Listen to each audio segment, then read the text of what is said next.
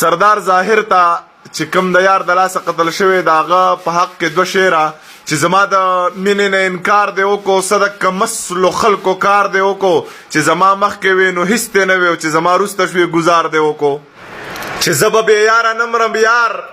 خو دومره سوچ وکړه چې څلور پنځه کاله مو څنګه محبت کړی دی او ما ته یې وښیه دا سترګې به ترې وباسمه